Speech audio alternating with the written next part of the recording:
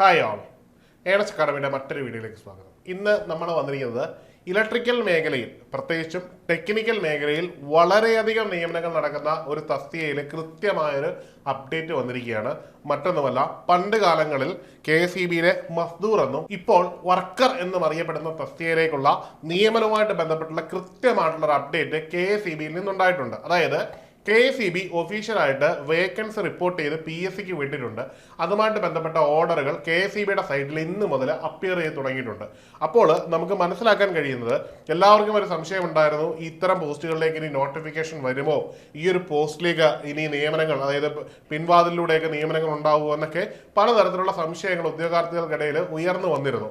പ്രധാനമായിട്ടും ഇത്തരത്തിലുള്ള സംശയങ്ങളൊക്കെ ഊഹാപോഹങ്ങൾ മാത്രമാണ് എന്ന് നമുക്ക് മനസ്സിലാകുന്ന രീതിയിലാണ് ഗവൺമെന്റിന്റെ ഭാഗത്തു അതുപോലെ തന്നെ KSEBയുടെ ഭാഗത്തു നിന്നും ഈ ഒരു ഉത്തരവ് വന്നിരിക്കുന്നത്. അപ്പം ഉത്തരവ് എന്താണ് എന്ന് നമുക്ക് നോക്കാം. ഉത്തരവ് എന്ന് പറയുന്നത് വേക്കൻസികൾ, അതായത് KSEBയിലെ ഇലക്ട്രിക്കൽ വർക്കർ എന്ന് പറയുന്ന തസ്തിക ഫില്ല് ചെയ്യുന്നതുമായിട്ട് ബന്ധപ്പെട്ടുള്ള ഉത്തരവാണ് വന്നിരിക്കുന്നത്.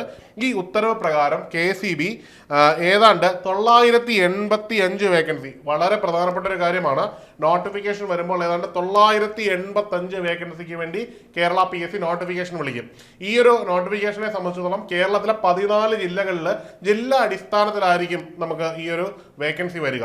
അപ്പം ഓർക്കണം, ഓൾ കേരള 985 വേക്കൻസികളുമായിട്ടായിരിക്കും നോട്ടിഫിക്കേഷൻ വരുന്നത്. ഇത് നോട്ടിഫിക്കേഷൻ വരുമ്പോഴത്തെ കാര്യമാണ്. അതായത് ഇപ്പോൾ PSCയിലേക്ക് KSEBയിൽ നിന്ന് പോയ റിപ്പോർട്ടിന്റെ അടിസ്ഥാനത്തിലാണ് ഇത് പറയുന്നത്.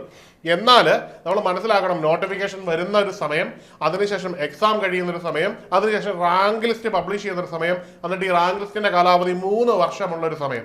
ഏതാണ്ട് നമ്മുടെ മുമ്പിൽ ഏതാണ്ട് 3.5 വർഷക്കാലത്തേക്കാണ് ഈ ഒരു നിയമനം വരുന്നത്. അപ്പോൾ സ്വാഭാവികമായിട്ടും നിലവിൽ 985 വേക്കൻസികളിലേക്ക് നോട്ടിഫിക്കേഷൻ വന്ന റാങ്ക് ലിസ്റ്റ് വരുമ്പോൾ തന്നെ നിയമനം ഉണ്ടാവും. എന്നാൽ ബാക്കി റാങ്ക് ലിസ്റ്റിൽ കിടക്കുന്നവർക്ക് വരുന്ന 3 വർഷത്തിനുള്ളിൽ നിയമനം നടക്കുകയും ചെയ്യും. അതായത് ഇലക്ട്രിക്കൽ മേഖലയിലുള്ള ഉദ്യോഗാർത്ഥിക്ക് കിട്ടാവുന്നതിൽ വെച്ച് വളരെ മാസീവായിട്ടുള്ള ഒരു സർക്കാർ ജോലിയിലേക്കുള്ള ഒരു നിയമനത്തിനുള്ള അവസരമാണ് ഇവിടെ വരുന്നത്. ഇനി ഇതിന്റെ യോഗ്യത എന്താണ്? നേരത്തെ മസ്ദൂറിന് 7ാം ക്ലാസ് ആയിരുന്നു യോഗ്യത, പിന്നീട് പോസ്റ്റിൽ കയറാനുള്ള യോഗ്യത കൂടി വേണമായിരുന്നു. എന്നാൽ അത് അടിമുടി മാറ്റിയിട്ടുണ്ട്.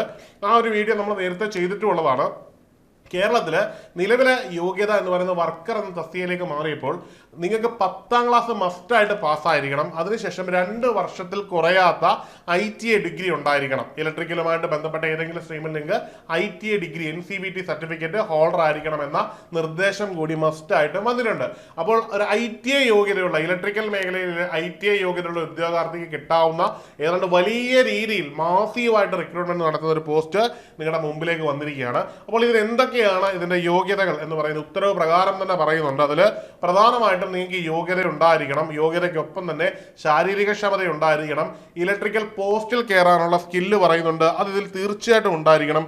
അതിൽ പറയുന്നതെന്ന് പറഞ്ഞു കഴിഞ്ഞാൽ ഏതാണ്ട് 8 മിനിറ്റ് കൊണ്ട് ഒരു ഇലക്ട്രിക്കൽ പോസ്റ്റ് നിങ്ങൾ കയറുന്നത്, അതായത് നമ്മൾ ഓട്ടം ചാട്ടം എന്നൊക്കെ പോലീസിലൊക്കെ പറയുന്ന പോലെ തന്നെ 8 മിനിറ്റ് കൊണ്ട് ഒരു ഇലക്ട്രിക്കൽ പോളിൽ കയറുവാൻ, ഒരു പോസ്റ്റിൽ കയറുവാനുള്ളൊരു സ്കില്ല് ടെസ്റ്റ് കൂടി ഇതിനകത്തുണ്ടാവും.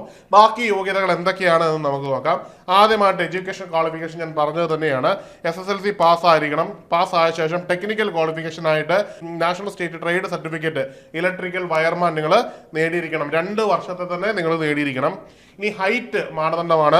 പുരുഷന്മാർക്ക് 5 അടി 2 ഇഞ്ച് ആണ് ഇതിന്റെ യോഗ്യത.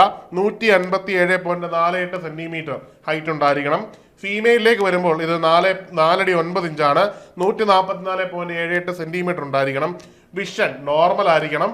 പക്ഷേ നിങ്ങൾക്ക് കളർ ബ്ലൈൻഡ്നസ് ഉണ്ടാവാൻ പാടില്ല. ഇനി ഫിറ്റ്നസ് ആണ് അടുത്തത്. ഫിറ്റ്നസിലേക്ക് എത്തുമ്പോൾ ഫിസിക്കലി ഫിറ്റ് ആയിരിക്കണം. അതായത് ഔട്ട്ഡോർ വർക്കുകൾ ചെയ്യത്തക്ക രീതിയിൽ ഫിറ്റ് ആയിരിക്കണം. നേരത്തെ പറഞ്ഞു, അതായത് പോളിൽ കയറുന്ന പോലെയുള്ള ശാരീരിക ക്ഷമത നിങ്ങളുടെ ചെക്ക് ചെയ്യപ്പെടുകയും ചെയ്യും. അപ്പോൾ നമ്മൾ ഏറെ നാളായി കാത്തിരുന്ന, പ്രതീക്ഷിച്ചിരുന്ന ഈ ഒരു തസ്തികയുടെ കൃത്യമായ ഒരു അപ്ഡേറ്റ് ഗവൺമെന്റിന്റെയും KSEBയുടെയും ഭാഗത്തുനിന്ന് വരികയാണ്. ഇനി അടുത്തുള്ള PSC യോഗങ്ങളിലൊക്കെ ഇതിന് തീരുമാനം ഉണ്ടായിട്ട് നോട്ടിഫിക്കേഷൻ വരികയായിരിക്കും. നിലവിലെ കേരള PSCയുടെ രീതി അറിയാം. നോട്ടിഫിക്കേഷൻ വന്നാൽ വളരെ പെട്ടെന്ന് തന്നെ എക്സാമിനേഷന്റെ സ്ലോട്ട് വരികയും എക്സാമിനേഷൻ നടക്കുകയൊക്കെ ചെയ്യുന്ന ഒരു പ്രവണതയാണ് കണ്ടുവരുന്നത്. ഇവിടെ നമ്മുടെ മുമ്പിൽ കുറച്ചൊരു അവസരമുള്ളതെന്ന് പറഞ്ഞാൽ ഇത്രയധികം വേക്കൻസി ഉള്ളത് കൊണ്ടും ആപ്ലിക്കൻസിന്റെ എണ്ണം കൂടുതലാവുന്നതുകൊണ്ടും കുറച്ചൊരു സമയം നമ്മുടെ മുമ്പിൽ കിട്ടിക്കൂടാഴികയില്ല. അപ്പോൾ നമുക്ക് എന്ത് ചെയ്യാം, ആ സമയം വളരെ വൃത്തിയായിട്ട് തന്നെ ഉപയോഗിച്ച് നമുക്ക് ഈ പരീക്ഷ ക്രാക്ക് ചെയ്യാവുന്നതാണ്. അതിനായിട്ട് സിസ്റ്റമാറ്റിക് ആയിട്ടുള്ള തയ്യാറെടുപ്പുകൾ അനിവാര്യമാണ്. ഇത്രയധികം വേക്കൻസി ഉള്ളത് കൊണ്ട് തന്നെ ധാരാളം ഉദ്യോഗാർത്ഥികൾ ഉണ്ടാവും. എല്ലാ ഉദ്യോഗാർത്ഥികളും നല്ല നല്ല രീതിയിൽ പ്രിപ്പയർ ചെയ്യുന്നവരായിരിക്കും. അപ്പൊ നമ്മളും അത്തരത്തിൽ തന്നെ തയ്യാറെടുത്തെങ്കിലേ നമുക്ക് എക്സാമിനേഷന് നല്ല റാങ്ക് കിട്ടാൻ കഴിയുകയുള്ളൂ. നമുക്കറിയാം ഇത്രയധികം വേക്കൻസി ഉള്ളപ്പോൾ ഏറ്റവും ടോപ്പ് റാങ്ക് ഓരോ ജില്ലയിലും നമ്മൾ ടോപ്പർ ആയാൽ നമുക്ക് പ്രൊമോഷൻ സാധ്യതകൾ കിട്ടും. KCBയുടെ സ്വഭാവം അറിയാം. KCBയിൽ ഡിപ്പാർട്ട്മെന്റൽ പ്രൊമോഷനുള്ള സ്കോപ്പ് ഉണ്ട്. AEയുടെ ഡിപ്പാർട്ട്മെന്റൽ എക്സാമിനേഷൻ എഴുതാനുള്ള അവസരമുണ്ട്. 10% സ്റ്റാഫുകൾക്ക് വേണ്ടി റിസർവ് ചെയ്തിരിക്കുന്നവരാണ്. പ്രത്യേകിച്ചും ബിടെക് ബാക്ക്ഗ്രൗണ്ട്, ഇലക്ട്രിക്കൽ മേഖലയിൽ ബിടെക് ബാക്ക്ഗ്രൗണ്ട് ഉള്ളവർക്കൊക്കെ AE ആയിട്ട് കയറാനുള്ള ഏറ്റവും നല്ലൊരു ഷോർട്ട് കട്ടാണ് ഇവിടെ.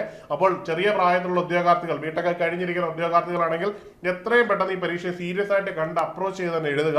ഇത് കയറി 1-2 വർഷം കഴിയുമ്പോൾ നിങ്ങളുടെ പ്രൊബേഷൻ ഡിക്ലെയർ ആവും. അത് കഴിയുമ്പോഴേക്കും വരുന്ന ഡിപ്പാർട്ട്മെന്റിൽ AE എക്സാമിനേഷൻ എഴുതിയാൽ ഡയറക്റ്റ് നിങ്ങൾക്ക് AE ആവാനുള്ള വലിയ അവസരമാണ് വരുന്നത്. അപ്പോൾ അതിനൊക്കെയുള്ള ലക്ഷ്യം വെച്ചിട്ട് വേണം നമ്മൾ ഈ ഒരു എക്സാമിനേഷൻ തയ്യാറെടുക്കാൻ. അപ്പോൾ വലിയൊരു മാസീവ് ടൈറ്റ് കോമ്പറ്റീഷൻ നമുക്ക് ഇവിടെ പ്രതീക്ഷിക്കാം. അപ്പോൾ അതിന് ഏറ്റവും നല്ലൊരു കോച്ചിങ് സെന്റർ തന്നെ തിരഞ്ഞെടുക്കുക. ഏറ്റവും ശരിയായ രീതിയിലുള്ള പഠനം നിങ്ങൾ മുമ്പോട്ട് കൊണ്ടുപോകുക.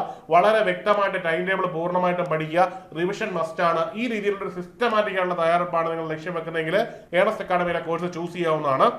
അപ്പോൾ കോഴ്സിൽ ജോയിൻ ചെയ്യുന്നതിനും കോഴ്സിന്റെ വിശദ വിവരങ്ങളും അറിയുന്നതിന് താഴെ നൽകിയിരിക്കുന്ന ഗൂഗിൾ ഫോം ഫില്ല് ചെയ്യാവുന്നതാണ്. അല്ലെങ്കിൽ ഈ കാണുന്ന നമ്പറിൽ ബന്ധപ്പെടാവുന്നതാണ്. അപ്പൊ എല്ലാവർക്കും വിജയാശംസകൾ. ഈ ഒരു വലിയ വേക്കൻസി ഡ്രൈവ് നിങ്ങൾക്കുള്ളതാണെന്ന് ഉറപ്പിച്ച് ഇപ്പോൾ തന്നെ പഠിച്ചു തുടങ്ങാം. മറ്റൊരു വീഡിയോയുമായി കാണാം. Good bye.